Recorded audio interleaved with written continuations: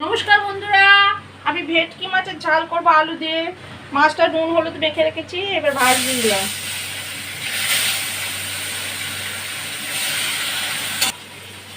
মাছ ভাজাটা হয়ে গেলে তুলে নিলাম। এবার কালো জিরে দেব, আলু দিয়ে একটু ভাজবো। এবার 1 চামচ আদা রসুন পেঁয়াজ আর টমেটো লঙ্কা দিয়ে পেস্ট করা আছে, এটা দিলাম। দিয়ে আবার কষবো। মশলাগুলো দেব,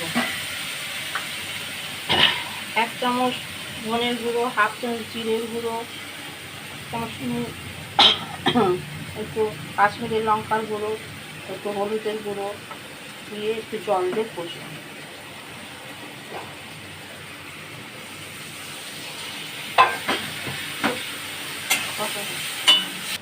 এবার জল দিয়ে চাপা দেবো সবজিটা সিদ্ধ হওয়ার জন্য।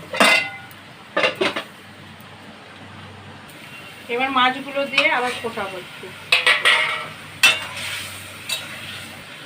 এবার আমার আলু দিয়ে মাছের ঝালটা হয়ে গেছে, এবার নামাবো।